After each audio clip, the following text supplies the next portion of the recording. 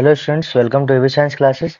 Last class में हमने देखा था कि जो रिएक्शन सेंटर है ये क्या होता है, लाइट हार्वेस्टिंग कॉम्प्लेक्स क्या होता है, रिएक्शन कहाँ होगी, फोटोसिंथेसिस कहाँ होता है, ये सब हमने लास्ट क्लास में देखा था। एंटीना मॉलिक्यूल क्या थे, तो ये सब एंटीना मॉलिक्यूल थे अदर देन रिएक्शन सेंटर। तो रिएक्शन सेंटर क्या था, क्लोरोफिल ए से बना होता है। इलेक्ट्रॉन ट्रांसपोर्ट सिस्टम क्या है, इलेक्ट्रॉन ट्रांसपोर्ट सिस्टम जो होता है इसमें सिंपल सा, इसके नाम से पता चल रहा है इलेक्ट्रॉन जिस तरह से फ्लो होगा उसको हम इलेक्ट्रॉन ट्रांसपोर्ट सिस्टम बोलते हैं। Photo system second, the reaction centre chlorophyll A, जो फोटो सिस्टम सेकंड है उसका जो रिएक्शन सेंटर है जिसके जो कि क्लोरोफिल ए के द्वारा बना होता है वो 680 नैनोमीटर की वेवलेंथ को एब्जॉर्ब करता है रेड लाइट की। उससे क्या होगा, इलेक्ट्रॉन एक्साइट होगा, इलेक्ट्रॉन एक्साइट होगा तो जंप करेगा, और वो भी कहाँ, from the atomic nucleus. These electron are picked up by electron acceptor. अब ये किसके द्वारा, इलेक्ट्रॉन एक्सेप्टर के द्वारा एक्सेप्ट कर लिए जाएंगे और आगे इलेक्ट्रॉन ट्रांसपोर्ट सिस्टम में पास कर दिए जाएंगे। अब होता क्या है इसमें समझते हैं। यहाँ सनलाइट आएगी, जैसे 680 नैनोमीटर की सनलाइट आएगी तो यहाँ से इलेक्ट्रॉन जंप करेगा, एक्साइट होकर जब जंप करेगा ग्राउंड स्टेट से एक्साइटेड स्टेट में, और उसके बाद फिर ये इलेक्ट्रॉन ट्रांसपोर्ट सिस्टम के थ्रू आएगा फोटो सिस्टम फर्स्ट में, और फर्स्ट से आने के बाद फिर से जंप करेगा और फिर ये NADPH2 बना देगा। यहाँ पे हुआ क्या, ये जो प्रोसेस थी फोटो सिस्टम से इलेक्ट्रॉन जंप होने की, तो ये कहलाएगी अपहिल मूवमेंट। अपहिल मूवमेंट या ट्रांसपोर्ट, अपहिल ट्रांसपोर्ट या अपहिल मूवमेंट कहलाएगी। क्यों, क्योंकि इसमें जब इलेक्ट्रॉन ऊपर जा रहा है तो एनर्जी लेता हुआ जाएगा। इसको बोलेंगे डाउनहिल प्रोसेस, डाउनहिल मूवमेंट, क्योंकि इसमें इलेक्ट्रॉन जब नीचे आ रहा है तो एनर्जी रिलीज करता हुआ आ रहा है। उस एनर्जी को एडीपी से एडीपी और इनऑर्गेनिक फॉस्फेट को जोड़ के एटीपी बनाने में यूज कर लेते हैं। इस फोटो सिस्टम से फिर इलेक्ट्रॉन ऊपर जाएगा तो ये फिर से अपहिल मूवमेंट कहलाएगा, और यहाँ से फिर ये डाउनहिल मूवमेंट कहलाएगा। तो अब इसको ही जेड जैसा लग रहा है इसलिए इसको जेड स्कीम भी बोल देते हैं। अब इसमें हुआ क्या क्या वो देखेंगे। सिस्टम कंसिस्टिंग ऑफ साइटोक्रोम, इसमें साइटोक्रोम होते हैं कई सारे। अब इसमें क्या होगा, this movement of electron is downhill movement. ये जो इलेक्ट्रॉन ट्रांसपोर्ट सिस्टम वाला ही डाउनहिल मूवमेंट है। पोटेंशियल स्केल पे ये काम क्या करता है, रिडॉक्स पोटेंशियल स्केल पे। रिडॉक्स पोटेंशियल स्केल क्या होता है कि इलेक्ट्रॉन जो है रिडॉक्स पोटेंशियल स्केल के अकॉर्डिंग काम करेगा या चलेगा। The electron are not used up as they pass through the electron transport chain. जो इलेक्ट्रॉन है वो यूज नहीं होते जब इलेक्ट्रॉन ट्रांसपोर्ट चेन के थ्रू पास होते हैं, but passed on the pigment photo system first. मतलब electrons are not used up as they pass through the electron transport chain but are passed on the pigments of the photo system first. वो photo system first के पास होता है। First photo system first तक पहुंच जाएगा electron, और फिर यहाँ से फिर इलेक्ट्रॉन जंप करेगा। Simultaneously electron in the reaction centre of PS1 also excited when receive the red light of wavelength 700 nanometre. अगर 700 नैनोमीटर की वेवलेंथ इसके पास भी आ जाएगी तो कितनी, 700 नैनोमीटर की वेवलेंथ अगर आ जाएगी तो यहाँ से फिर इलेक्ट्रॉन जंप करेगा। फिर क्या होगा, and transfer to the another electron acceptor molecule, और यहाँ पे एक दूसरा इलेक्ट्रॉन एक्सेप्टर मॉलिक्यूल मिल जाएगा, और वहां पे क्या कर देगा फिर ये, जिसका ग्रेटर रिडॉक्स पोटेंशियल होगा, तो इसका रिडॉक्स पोटेंशियल ज्यादा होगा। These electrons then are moved downhill again, और ये इलेक्ट्रॉन वापस से डाउनहिल मूवमेंट में जाते हैं, ये डाउनहिल मूवमेंट है। This time to a molecule of energy rich NADP positive. अब यहाँ पे NADP पॉजिटिव से NADPH बना दिया जाएगा, NADPH plus H positive. This whole scheme of transfer of electron start from PS2 है ये, uphill to the electron, uphill to the acceptor तक जाएगा, down the electron to another acceptor and finally downhill इधर चला जाएगा ये। तो ये जो है जेड स्कीम कहलाता है, मतलब इधर से इधर गया तो ये जेड स्कीम बन जाएगा। Due to its characteristic shape, इसकी शेप के कारण इसको जेड स्कीम बोला जाता है। This shape is formed when all carrier are placed in sequence on redox potential scale। redox potential scale के sequence में अगर लगाए जाएंगे तो ये शेप आती है। अब इसमें हुआ क्या क्या इसको देख लेते हैं एक बार। पहले स्प्लिटिंग ऑफ वाटर देख लेते हैं। स्प्लिटिंग ऑफ वाटर क्या है, इसके बिना ये चलेगा ही नहीं। तो इसको चलाने के लिए पहले स्प्लिटिंग ऑफ वाटर देख लेते हैं।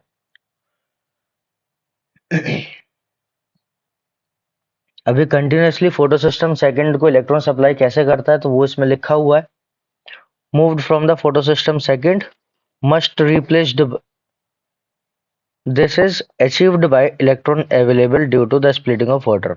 मतलब फोटो सिस्टम सेकंड से जो इलेक्ट्रॉन जा रहा है, यहाँ से फोटो सिस्टम सेकंड था तो इलेक्ट्रॉन जंप किया, फिर यहाँ से ये आगे चला जाएगा तो यहाँ पे जगह खाली हो जाएगी, तो उसको रिप्लेस करना पड़ेगा वापस से इलेक्ट्रॉन के द्वारा। तो वो कौन करेगा, वो स्प्लिटिंग ऑफ वाटर से होता है। कैसे हुआ यहाँ देखते हैं। H2O था, H2O जो है किस में टूट जाएगा, H पॉजिटिव 4H पॉजिटिव में, और O2 और 4 इलेक्ट्रॉन ये दे देगा। अब यहाँ पे कुछ होता है ऐसा है कि ये जो ऑक्सीजन मॉलिक्यूल है, ये ऑक्सीजन मॉलिक्यूल की फॉर्म में नहीं आता, ये नेसेंट ऑक्सीजन की फॉर्म में आता है। अब ये नेसेंट ऑक्सीजन क्या करेगा, दो, अब ये हाईली रिएक्टिव है, हाईली रिएक्टिव है। अब नेसेंट ऑक्सीजन जब हाईली रिएक्टिव है तो क्लोरोफिल ए मतलब रिएक्शन सेंटर को डैमेज कर सकता है। तो रिएक्शन सेंटर को बचाने के लिए कैरोटीनॉइड्स होते हैं। अब कैरोटीनॉइड क्या करेंगे, इन नेसेंट ऑक्सीजन को जोड़ के मॉलिक्यूलर ऑक्सीजन में कन्वर्ट कर देता है, जो कि एक नॉन रिएक्टिव होता है, जिस वजह से इस कैरोटीनॉइड पिगमेंट को हम शील्डिंग पिगमेंट भी बोलते हैं। उसने ऑक्सीडाइज होने से क्लोरोफिल ए को बचा लिया, मतलब रिएक्शन सेंटर को बचा लिया। तो इस तरह से स्प्लिटिंग ऑफ वाटर होता है। स्प्लिटिंग ऑफ वाटर किसकी प्रेजेंस में होगा, तो MnCa और Cl इनकी प्रेजेंस में स्प्लिटिंग ऑफ वाटर होता है। इसी तरह से आगे फिर नॉन साइक्लिक फोटोफॉस्फोराइलेशन आएगा। एक बार देख लेते हैं इसमें हुआ क्या क्या था। जैसे ये डायग्राम बना हुआ है कीमोस्मोटिक हाइपोथेसिस का। अब कीमोस्मोटिक हाइपोथेसिस में अगर हम जेड स्कीम समझना चाहें तो वो हमें कहाँ मिलेगी, तो ये ये जो दिखाई दे रहा है ये स्प्लिटिंग ऑफ वाटर है। अब इस स्प्लिटिंग ऑफ वाटर में हुआ क्या था कि ऑक्सीडेशन ऑफ वाटर इसको बोल रहे हैं, ये यही एक्चुअल में स्प्लिटिंग ऑफ वाटर है। यहाँ पे क्या क्या होगा, जो प्रोटॉन आयन निकले थे पानी टूटने से वो तो ल्यूमन में इकट्ठे हुए, ये ल्यूमन है और ये स्ट्रोमा है। तो जो H पॉजिटिव इकट्ठे हुए थे वो ल्यूमन में इकट्ठे होने लगे, तो यहाँ पे प्रोटॉन ग्रेडियंट बनाएंगे। प्रोटॉन का अमाउंट बढ़ा रहा है, पहला तरीका प्रोटॉन का अमाउंट बढ़ाने का। अब क्या होगा, जैसे ही इलेक्ट्रॉन एक्साइट होगा, जैसे इलेक्ट्रॉन एक्साइट होगा तो इसको वापस समझता है इधर।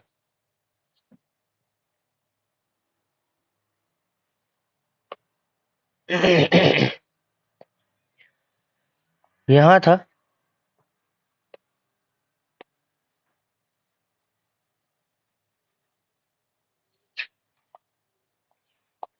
PS2 या फिर हम कहें फोटो सिस्टम 2। अभी फोटो सिस्टम 2 से इलेक्ट्रॉन जंप करेगा। इलेक्ट्रॉन जैसे ही जंप करेगा यहाँ मिल जाएगा इसको इलेक्ट्रॉन एक्सेप्टर। कौन होगा वो इलेक्ट्रॉन एक्सेप्टर, फियोफाइटिन।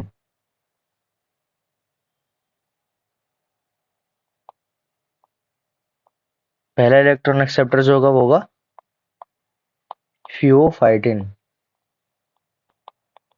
अभी जो फियोफाइटिन है ये इलेक्ट्रॉन एक्सेप्टर था। अभी इलेक्ट्रॉन एक्सेप्टर से जो ये इलेक्ट्रॉन गया था इसको बोलेंगे अपहिल मूवमेंट। तो ये अपहिल मूवमेंट कहलाएगा। यहां से फियोफाइटिन के बाद इलेक्ट्रॉन जब गए, तो जब इलेक्ट्रॉन गए तो यहाँ पे फोटो सिस्टम सेकंड पे डेफिशिएंसी हो गई इलेक्ट्रॉन की, तो इलेक्ट्रॉन रिप्लेस कौन कराएगा,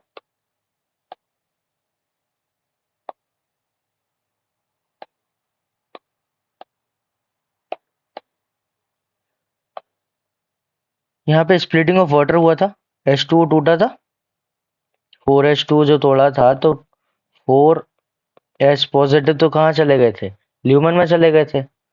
और जो इलेक्ट्रॉन आए थे 4 इलेक्ट्रॉन वो धीरे धीरे यहाँ आते रहेंगे और इसकी जगह को वापस भरते रहेंगे। तो अब जो इलेक्ट्रॉन ऊपर गया उस इलेक्ट्रॉन को वापस आने की जरूरत नहीं है, क्योंकि यहाँ पे इलेक्ट्रॉन की कमी पूरी हो चुकी है। तो अब ये डाउनहिल मूवमेंट में जाएगा। कैसे डाउनहिल मूवमेंट में जाएगा? तो सबसे पहले इसको मिलेगा प्लास्टोक्विनोन। प्लास्टोक्विनोन कौन है? P Q. हमें एक चीज याद रखनी है, जो भी कुछ हो रहा है ये सब, ये है ल्यूमन उसकी, ये है मेम्ब्रेन। अभी मेम्ब्रेन किसकी है? थाइलेकोइड की। थाइलेकोइड की मेम्ब्रेन पे चल रहा है। ये थाइलेकोइड की मेम्ब्रेन की आउटर साइड है और ये ल्यूमन है। तो ये हमें याद रखना है, ल्यूमन किसी की साइड में ही फोटोलाइसिस ऑफ वाटर होता है। जो स्प्लिटिंग ऑफ वाटर था वो ल्यूमन साइड में होता है। अब यहाँ से प्लास्टोक्विनोन है। प्लास्टोक्विनोन क्या करेगा? प्लास्टोक्विनोन 2 H पॉजिटिव लेता है। अब ये H पॉजिटिव लेगा,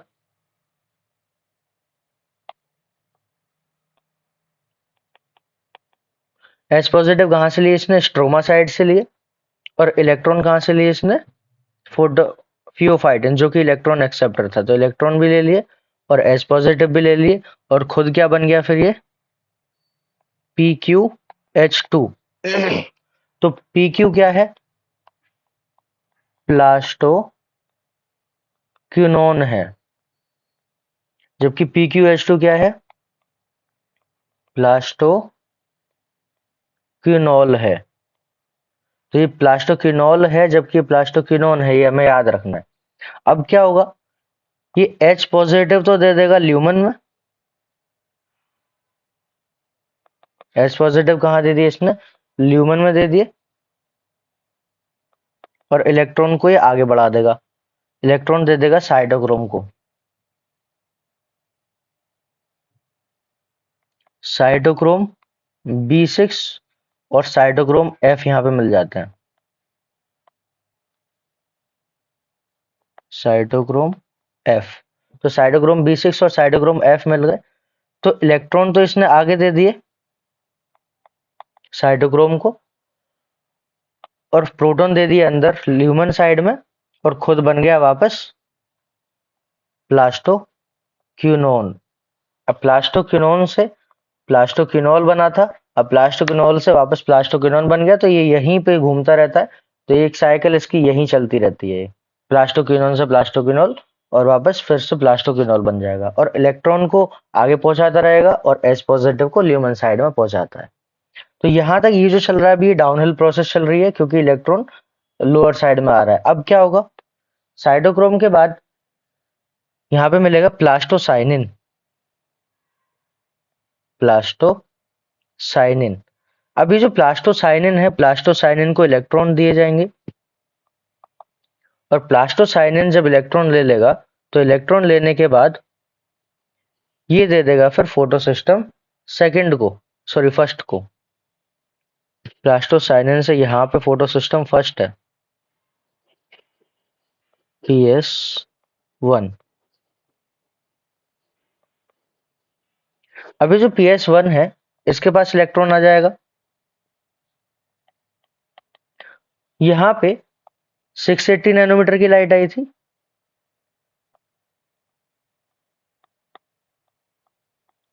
जबकि PS1 पे अगर 700 नैनोमीटर की लाइट आएगी तभी एक्साइट होगा। तो यहाँ पे 700 नैनोमीटर की लाइट आएगी, तो इससे भी इलेक्ट्रॉन जंप करेगा। और जब यहां से इलेक्ट्रॉन जंप करेगा तो ये फिर से अपहिल मूवमेंट हो जाएगा। जैसा कि ये अपहिल मूवमेंट था, ये पूरा डाउनहिल मूवमेंट है, और ये फिर से अपहिल मूवमेंट होगा। तो अपहिल मूवमेंट होगा तो फिर इसको इलेक्ट्रॉन एक्सेप्टर पकड़ेगा। अब इलेक्ट्रॉन एक्सेप्टर कौन होगा? तो यहाँ पे इलेक्ट्रॉन एक्सेप्टर होगा FRS। FRS कौन है ये? FRS का मतलब होता है फेरिडॉक्सिन रिड्यूसिंग सब्सटेंस। ऐसा सब्सटेंस जो कि फेरिडॉक्सिन को रिड्यूस कर दे। रिड्यूस का मतलब उसको इलेक्ट्रॉन दे दे। जो फेरिडॉक्सिन होता है वो यहाँ मिलेगा, आगे फेरिडॉक्सिन मिलता है, अब इस फेरिडोक्सिन को अगर ये इलेक्ट्रॉन दे देगा तो फेरिडोक्सिन का तो रिडक्शन हो गया ना, तो फेरिडोक्सिन का रिडक्शन कराने वाला जो कंपाउंड होगा, या फिर हम कहें फेरिडोक्सिन का रिडक्शन कराने वाला जो सब्सटेंस होगा, वही फेरिडोक्सिन रिड्यूसिंग सब्सटेंस कहलाएगा और उसको हम एफआरएस बोल देंगे। तो यहाँ पे हमें एफआरएस मिला। एफआरएस क्या करेगा? फेरिडोक्सिन को इलेक्ट्रॉन प्रोवाइड कराएगा। तो अब फिर से डाउनहिल मूवमेंट शुरू होगा, और डाउनहिल मूवमेंट शुरू होगा तो एफआरएस से कहा गया, एफडी के पास इलेक्ट्रॉन जाएंगे। एफडी कौन है? अब एफडी है फेरिडोक्सिन, तो इसके पास इलेक्ट्रॉन गए। अब इलेक्ट्रॉन जैसे ही गए इसके पास, अब यहां पे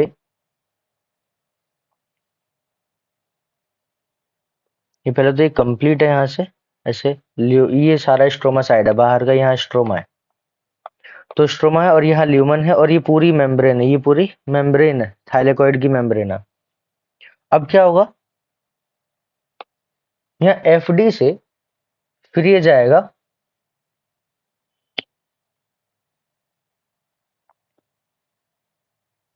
एफएनआर के पास।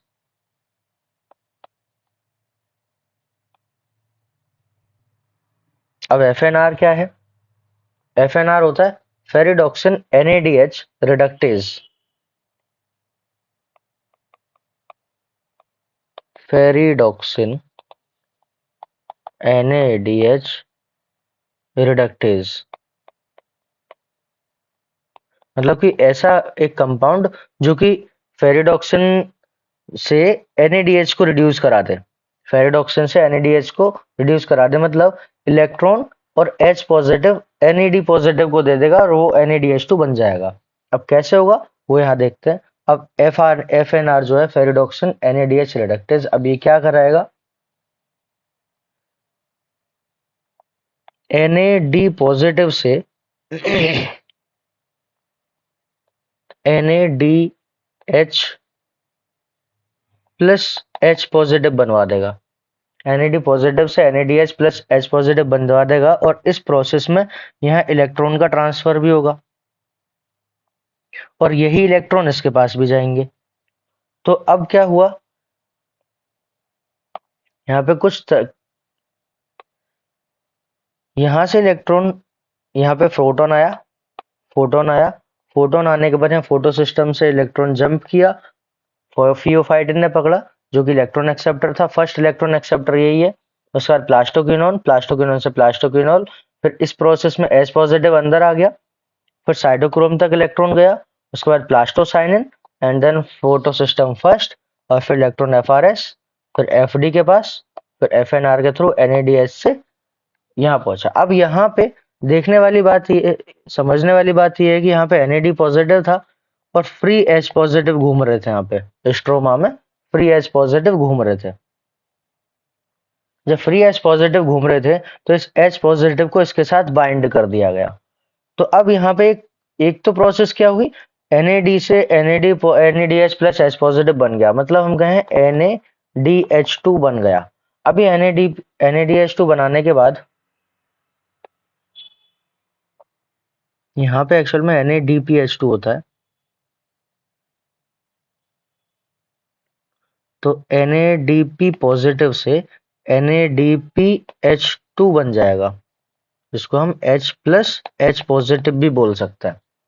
अब क्या होगा? ये एक प्रोडक्ट बना NADP plus NADPH plus H positive. अब दूसरा प्रोडक्ट क्या था इस लाइट रिएक्शन का?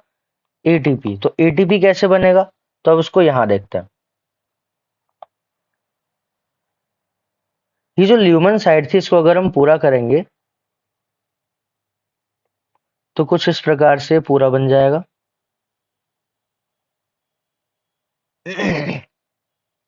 थोड़ा और बड़ा बना देते हैं इसको।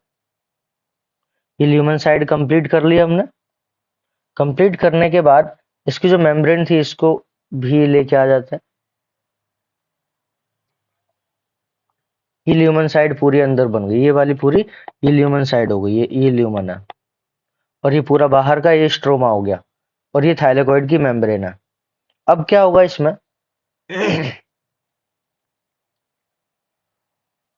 पहले तो इसमें जो ल्यूमेन है उसमें H पॉजिटिव का अमाउंट बढ़ाएंगे। कैसे कैसे बढ़ाएंगे?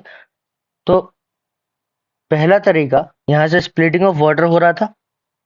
ये जो स्प्लिटिंग ऑफ वाटर हो रहा था तो यहाँ से H पॉजिटिव इधर इकट्ठे हुए, तो ये पहला तरीका हो गया H पॉजिटिव इकट्ठे करने का। तो यहाँ से पहली बार आया। दूसरा तरीका, दूसरा तरीका क्या कि जो पी क्यू से PqH2 बन रहा था और वापस PQ बन रहा था, तो ये बाहर से स्ट्रोमा साइड से H पॉजिटिव लेके ल्यूमन साइड में डाल रहा था। तो ये दूसरा तरीका हो गया H पॉजिटिव बढ़ाने का। तीसरा तरीका क्या है, यहां से फ्री H पॉजिटिव को ब्लॉक करा दिया गया, इसके साथ बंद कर दिया। मतलब हम कहें कि NADPH प्लस H पॉजिटिव के फॉर्म में फ्री H पॉजिटिव को ट्रैप करा दिया गया। अब जब यहाँ ट्रैप हो गए तो ये जो है यहां से फ्री H पॉजिटिव घट गए। तो ये तीसरा तरीका हो गया। तो हमने क्या किया, एक तरीके से तो स्प्लिटिंग ऑफ वाटर से हमने H पॉजिटिव इकट्ठे किए, यहाँ पे यहाँ H पॉजिटिव बढ़ाए। दूसरे तरीके से स्ट्रोमा साइड से उठा के ले आए, फिर से H पॉजिटिव बढ़ाए। और तीसरे तरीके से यहाँ से बाहर से स्ट्रोमा साइड से H पॉजिटिव कम कर दिए। तो अल्टीमेटली हुआ क्या कि ल्यूमन साइड में H पॉजिटिव बढ़ गए और स्ट्रोमा साइड में H पॉजिटिव घट गए, और ये बन गया एक ग्रेडियंट। और ग्रेडियंट जब बन गया तो कोई भी चीज ग्रेडियंट के हायर लेवल से लोअर लेवल की तरफ मूव करती है। अब हायर लेवल से लोअर लेवल की तरफ मूव करेगी तो यहाँ पे हुआ क्या कि H पॉजिटिव बहुत सारे हो गए। जब यहाँ पे H पॉजिटिव बहुत सारे हो गए तो अब होगा क्या, यहाँ पे एक पार्टिकल होता है CF1 CF0 पार्टिकल। अब वो CF1 CF0 पार्टिकल है क्या एक्चुअल में, ये एक चैनल प्रोटीन है जिसको CF0 पार्टिकल बोलते हैं, और ये इसका बेस बनाता है। ये एक्चुअल में बेस है जो कि मेम्ब्रेन में होता है। इसके ऊपर कुछ इस प्रकार से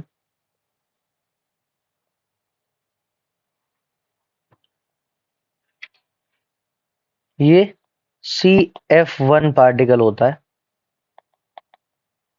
जो कि हेड बनाता है। अब क्या होगा इसमें, CF0 पार्टिकल और CF1 पार्टिकल जो है ये दोनों बेस और हेड बना रहे हैं। इस हेड में एक एंजाइम होता है ATP सिंथेज। ATP सिंथेज नाम का एंजाइम होता है, वो क्या करता है ADP और इनऑर्गेनिक फॉस्फेट को जोड़ के ATP बना देगा। अब ATP कैसे बनाएगा, इसमें होता है कन्फर्मेशनल चेंज। कन्फर्मेशनल चेंज कैसे, घूमेगा, रोटेट करेगा।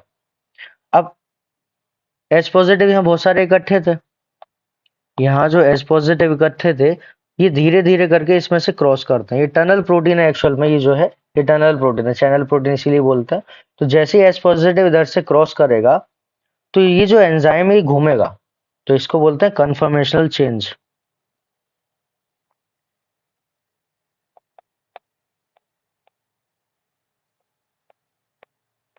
कन्फर्मेशनल चेंज इसको बोलेंगे। अब कन्फर्मेशनल चेंज होगा, इसकी स्ट्रक्चर में चेंज होगा, मतलब कि रोटेट करेगा। इसको शॉर्ट में अगर हम लिख दें तो रोटेट ही करेगा CF1 पार्टिकल जो है। अभी क्यों रोटेट करेगा, जैसे हम डैम बनाते हैं, कोई रिवर है, अब इस रिवर पे अगर हम डैम बनाएंगे तो होगा क्या कि यहाँ पे पानी रुकेगा कुछ इस तरह से। अब पानी रुकेगा और यहाँ हमने टरबाइन लगा दिए, तो ये टरबाइन पे जो पंखे लगे हुए हैं ये घूमेंगे, और यहाँ पे एक डायनोमा लगा होगा। अब इसके ऊपर जब पानी गिरेगा प्रेशर से तो ये फिर रोटेट करेगा, और जब ये रोटेट करेगा तो इलेक्ट्रिसिटी प्रोड्यूस करता है। सेम काम यहाँ भी होगा। यहाँ क्या होगा कि यहाँ पे हमने H पॉजिटिव इकट्ठे किए हुए हैं। अभी H पॉजिटिव जैसे ही हायर लेवल से या फिर हम कहें हायर ग्रेडियंट से लोअर ग्रेडियंट की तरफ मूव करेंगे इस चैनल के थ्रू, तो इसमें भी ये टरबाइन की तरह से कन्फर्मेशन चेंज होगा, ये भी रोटेट करेगा कुछ इस प्रकार से। अब जब ये रोटेट करेगा ऐसे 360 डिग्री में, अब जब बार बार ये रोटेट करेगा, जितनी बार रोटेट करेगा तो एडीपी और एनोनिक फॉस्फेट को जोड़ के एटीपी बना देगा। अब ये जो मूवमेंट हो रहा है एच पॉजिटिव का, ये ऑस्मोसिस के द्वारा हो रहा है, ऑस्मोसिस के द्वारा हो रहा है, और ये एक केमिकल कंपोनेंट है, तो इसको हम बोल देंगे कीमो ऑस्मोसिस। और जब कीमो ऑस्मोसिस बोलेंगे तो ये एक हाइपोथेसिस है, तो इसका नाम हो जाएगा chemo osmotic hypothesis, chemo osmotic hypothesis. मतलब इस डायग्राम में हमने जेड स्कीम भी समझा, प्रोटॉन ग्रेडियंट कैसे बना वो भी समझा, और कीमो ऑस्मोसिस कैसे हुआ वो भी समझा। तो कीमो ऑस्मोटिक हाइपोथेसिस भी इसमें कवर हो गया। अब एक बार देख लेते हैं, ये स्प्लिटिंग ऑफ वाटर ये वाला हमने देख लिया था पूरा Z scheme, splitting of water हमने पढ़ ही लिया था। अब हम पढ़ते हैं साइक्लिक फोटोफॉस्फोराइलेशन और नॉन साइक्लिक फोटोफॉस्फोराइलेशन। साइक्लिक वाला, नॉन साइक्लिक तो हमने पढ़ ही लिया था। ये जो था ये एक्चुअल में नॉन साइक्लिक फोटोफॉस्फोराइलेशन था। नॉन साइक्लिक को इसलिए बोला क्योंकि इलेक्ट्रॉन जंप किया, फिर फोटो सिस्टम फर्स्ट में गया, फिर इलेक्ट्रॉन जंप किया, फिर ये चला गया NADPH2 के साथ, जो कि पहला प्रोडक्ट था। यहां से हमने ETS जो था, इस ये जो पूरा था ये ETS यहाँ पे ये दिख रहा है, ये ETS है, ये वाला ETS ये है। इस ETS के द्वारा हमने H पॉजिटिव इकट्ठे किए और H पॉजिटिव से ATP भी बना लिया। अब क्या होगा, दोनों प्रोडक्ट बन गए। अगर एक ही फोटो सिस्टम एक बार में काम करे तब क्या होगा, तो यहाँ पे देखते हैं। Living organism have capability of extracting energy from the oxidizing substance and store this in the form of bond energy। तो लिविंग ऑर्गेनिज्म के पास क्या प्रॉपर्टी है कि वो जो भी ऑक्सीडाइजिंग सब्सटेंस या ऑक्सीडाइजेबल सब्सटेंस है जिसका ऑक्सीडेशन हो सकता है, उससे एनर्जी निकाल सकता है और उसको बॉन्ड एनर्जी में स्टोर कर सकता है। बॉन्ड एनर्जी कौन सी, जैसे कि हमने एटीपी बनाया था, एडेनोसिन ट्राइफॉस्फेट, तो मोनोफॉस्फेट, बाइफॉस्फेट और डाइफॉस्फेट और ट्राइफॉस्फेट, ये जो बॉन्ड है फॉस्फेट के, इसमें एनर्जी है, तो इसी की फॉर्म में एनर्जी को स्टोर किया। अब क्या हुआ, special substances like ATP carry this energy in chemical carry this energy in their chemical bonds.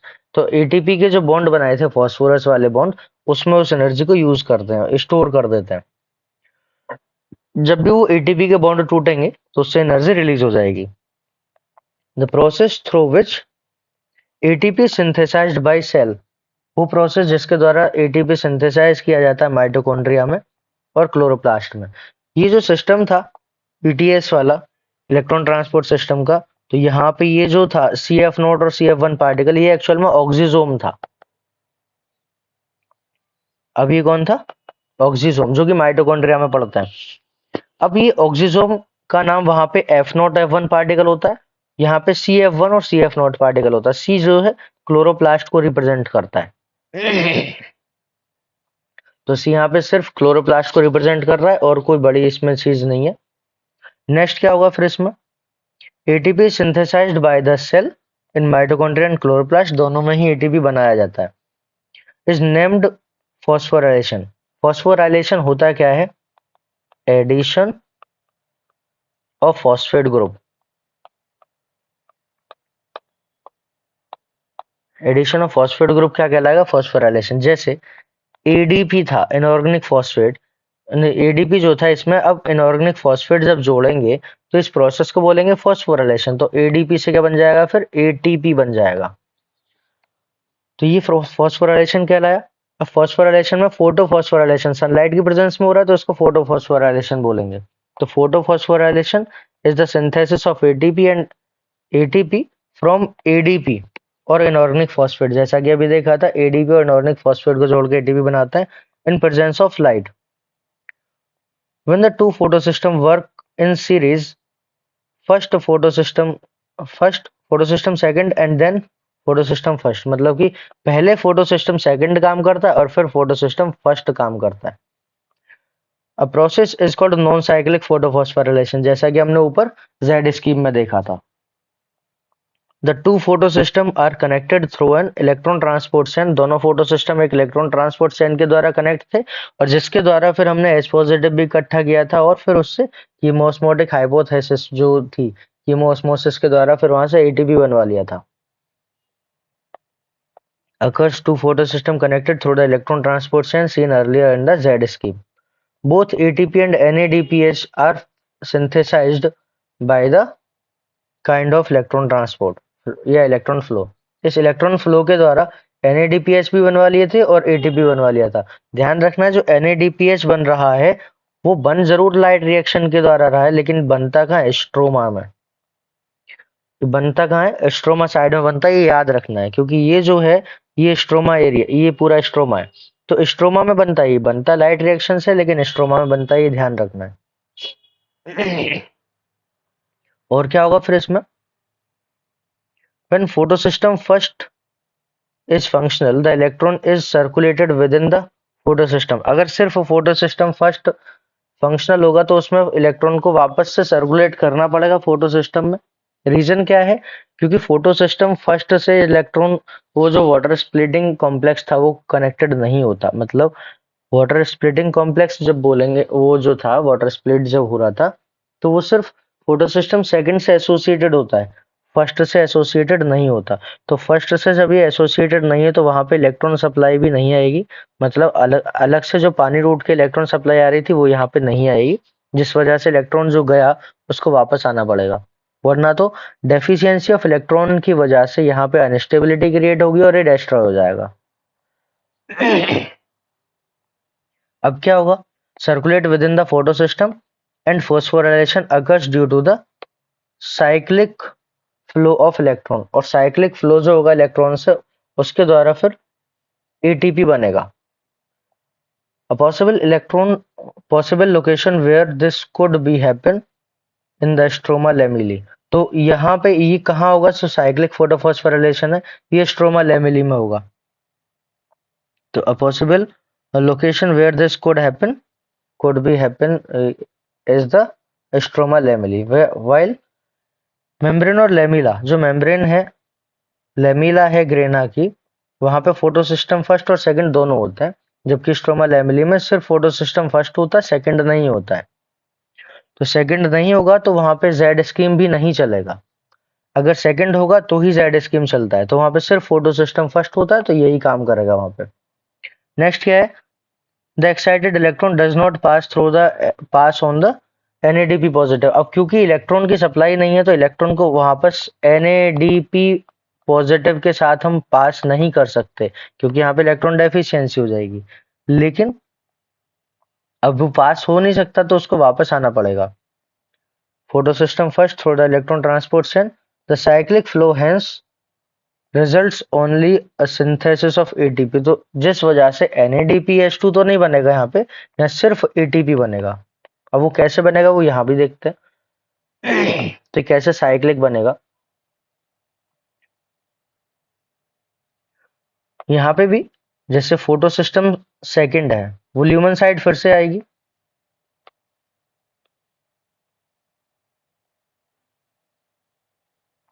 ये एक इनर साइड हो गई मेम्ब्रेन की, ये मेम्ब्रेन की आउटर साइड हो गई। यहाँ हमें देखना है कि यहाँ पे फोटो सिस्टम फर्स्ट था। अब फोटो सिस्टम फर्स्ट अकेला था और यहाँ पे कोई भी सप्लाई इलेक्ट्रॉन की नहीं थी। जब 700 नैनोमीटर की लाइट आएगी, 700 नैनोमीटर की लाइट जब आएगी तो यहाँ से इलेक्ट्रॉन एक्साइट होकर जंप होगा।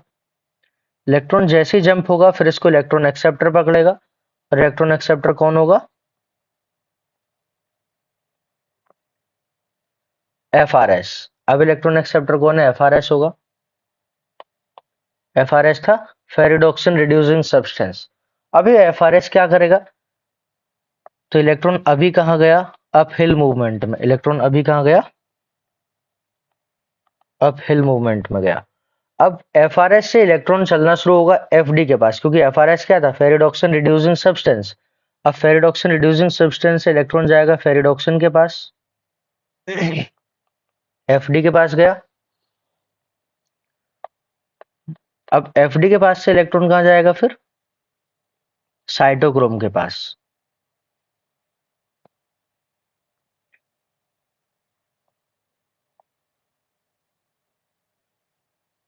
तो यहाँ पे साइटोक्रोम B6 है और यहाँ पे साइटोक्रोम F है। तो पहले साइटोक्रोम के पास गया। साइटोक्रोम के पास जब इलेक्ट्रॉन गया, अब साइटोक्रोम के पास से जाएगा प्लास्टोक्विनोन के पास। प्लास्टोक्विनोन क्या करता है हम जानते हैं। प्लास्टोक्विनोन 2 इलेक्ट्रॉन पहले तो साइटोक्रोम से लेगा,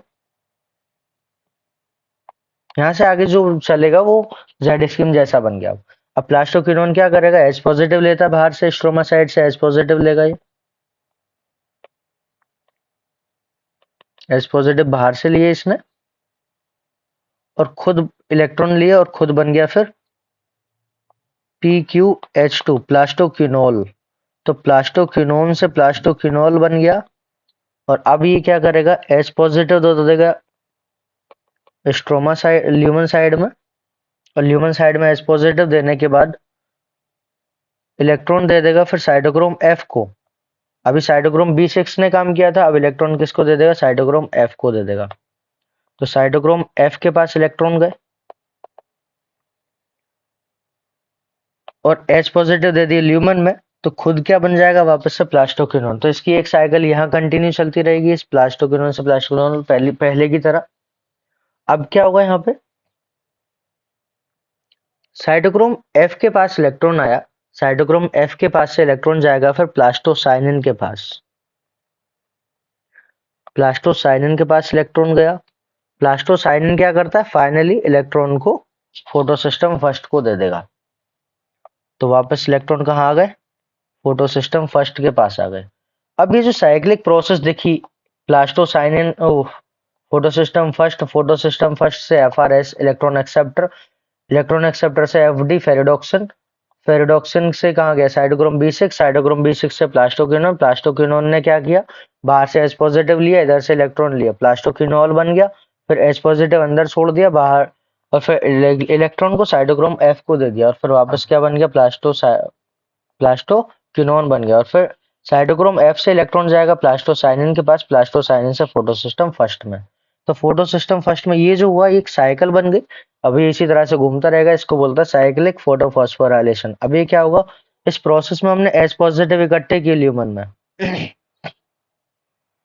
अगर फिर से इसको कंप्लीट करेंगे यहाँ से, तो ये ल्यूमन साइड हो गई और ये स्ट्रोमा साइड है। तो यहाँ से H पॉजिटिव फिर से इकट्ठे हो गए यहाँ पे,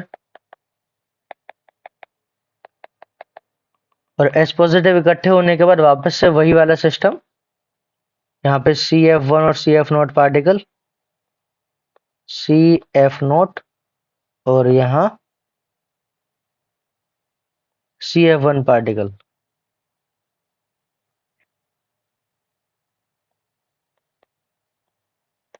और ये फिर से क्या बनाने लगेंगे, इसके पास एटीपी सिंथेज वही पुराना वाला, इसके पास एटीपी सिंथेज एंजाइम होता है, वो ADP plus inorganic phosphate. ADP क्या, एडेनोसिन डाइफॉस्फेट। एडेनोसिन डाइफॉस्फेट और इनऑर्गेनिक सब्सटेंस को जोड़ के एडेनोसिन ट्राइफॉस्फेट बनाता रहेगा, सेम पहले की तरह। और ये भी कीमोस्मोटिक हाइपोथेसिस के थ्रू ही काम करता है।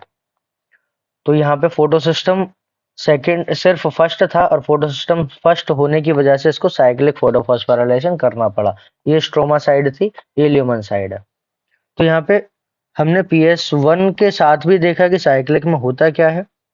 अब कीमोस्मोटिक हाइपोथेसिस, एक्चुअल में ये जो पढ़ा हमने यहाँ पढ़ा, फिर हमने ये साइक्लिक में भी पढ़ा, तो ये कीमोस्मोटिक हाइपोथेसिस ही है। एक बार इसमें देख लेते लिखा क्या है। Try to understand how actually ATP synthesize, ATP बनता कैसे है क्लोरोप्लास्ट में, वो यहाँ पे ही बता दिया था।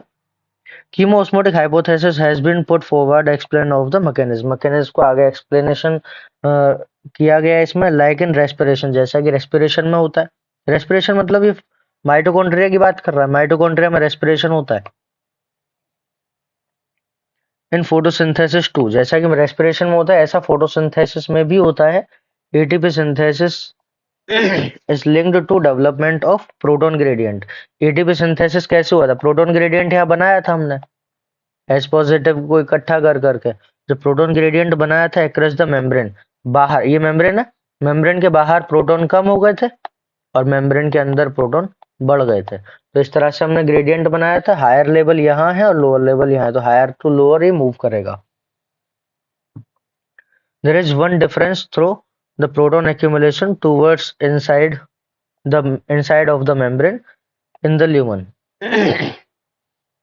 In respiration, proton accumulate in the intermediate। अब रेस्पिरेशन में माइटोकॉन्ड्रिया की बात कर रहे थे, तो ये माइटोकॉन्ड्रियल आउटर मेम्ब्रेन थी, ये क्रिस्टी थी कुछ इस प्रकार से, और ये इंटरमेम्ब्रेन स्पेस था, इंटरमेम्ब्रेन स्पेस। तो यहाँ पे इसमें प्रोटॉन इकट्ठे करते थे, जबकि यहाँ पे ल्यूमन में इकट्ठे कर रहे हैं। तो proton accumulate in the intermembrane space of lumen mitochondria when electron move through the electron transport system। आगे पढ़ेंगे इसको रेस्पिरेशन प्लांट्स में। अब इसमें हुआ क्या क्या, प्रोटॉन ग्रेडियंट बना मेम्ब्रेन के अक्रॉस, अब उसको आगे प्रोसेस किया जाएगा इलेक्ट्रॉन को excite. We need to consider again process that takes place during the activation of electron and their transport to the determine step. आगे क्या क्या होगा, स्प्लिटिंग ऑफ वाटर हुआ था, वहां से एच पॉजिटिव को इकट्ठा किया था थाइलेकोइड में, जैसा कि यहाँ पे स्प्लिटिंग ऑफ वाटर हुआ, एच पॉजिटिव थाइलेकोइड में इकट्ठे हुए। तो पहला तरीका ये था। दूसरा तरीका क्या था, स्ट्रोमा साइड से लेके आए थे प्लास्टोक्विनोन की मदद से। तो यहाँ as electron moves through the photo system, proton are transported across the membrane. This happens because the primary acceptor कौन था? Pheophytin, primary acceptor of electron which located towards the outer side. ये बाहर की तरफ लोकेटेड है लगभग। उससे क्या होगा मेम्ब्रेन में, अब मेम्ब्रेन की आउटर साइड में ये लोकेटेड था।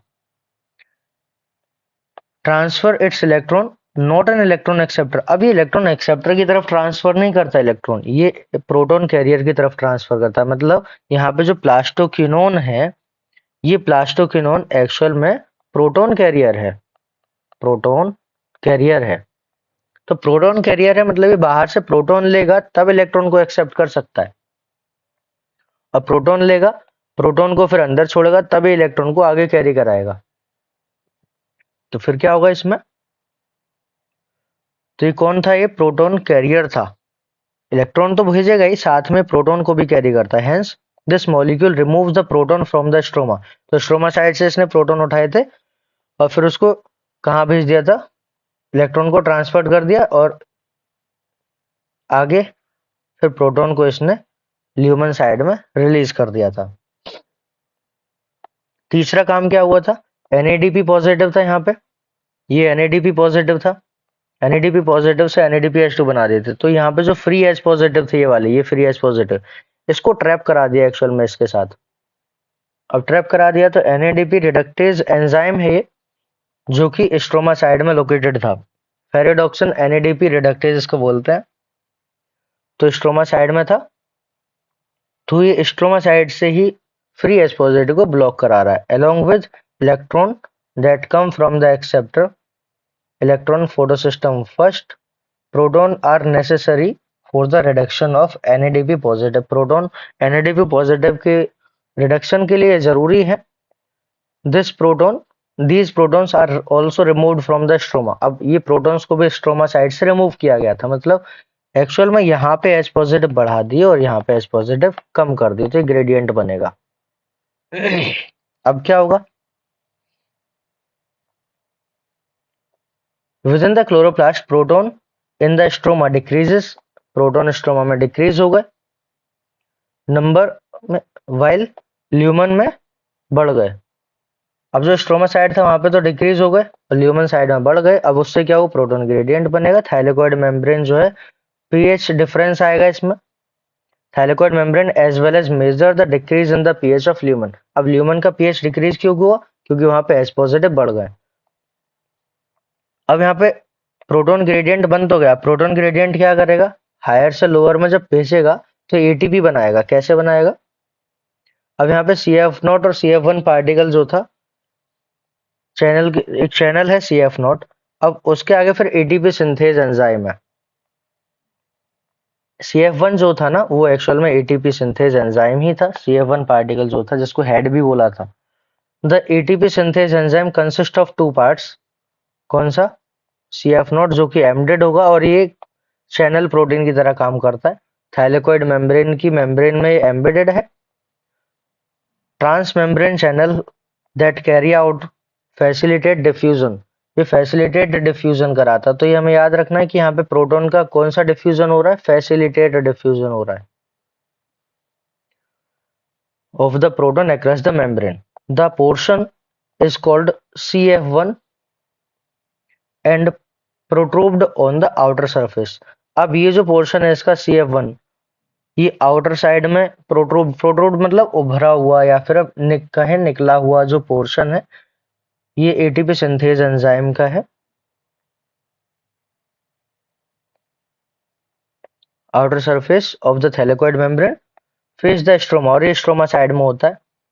The break down of the gradient, break down of the gradient का मतलब क्या होता है कि ये जो ग्रेडियंट बना हुआ था तो ऊपर से हायर ग्रेडियंट से लोअर ग्रेडियंट की तरफ एच पॉजिटिव आना शुरू होंगे, तो इसको ग्रेडियंट ब्रेक डाउन बोलते हैं। क्योंकि यहाँ तो कम होता जाएगा और यहाँ धीरे धीरे बढ़ता जाएगा, तो ये लगभग इक्विलिब्रियम तक आने की कंडीशन रहेगी, तो इसको बोलेंगे break down of the gradient provide enough energy to conformational change of CF1 particle. CF1 particle जो था उसमें कन्फर्मेशनल चेंज होगा, वो रोटेट करेगा किसकी मदद से, एच पॉजिटिव की मदद से, जब प्रोटॉन हायर लेवल से लोअर लेवल की तरफ फ्लो होंगे।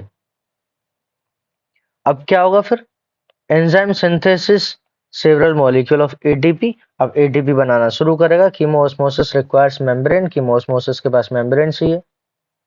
अब पंप प्रोटीन, तो कीमोस्मोसिस में क्या क्या चाहिए, मेम्ब्रेन चाहिए, वो थाइलेकोइड की मेम्ब्रेन हमने ले ली।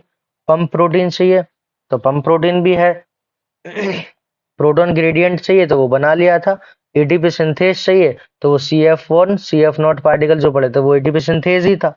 Energy is used to pump proton across the membrane, membrane के अक्रॉस प्रोटॉन को पंप करना है जिससे कि ग्रेडियंट बनेगा। अब किसने पंप कराया था, जैसे कि हमने करा था प्लास्टोक्विनोन, प्लास्टोक्विनोन से प्लास्टोक्विनोल बन गया था PQH2 और फिर वापस से प्लास्टोक्विनोन बना था तो H पॉजिटिव को इसने यहाँ दे दिया था।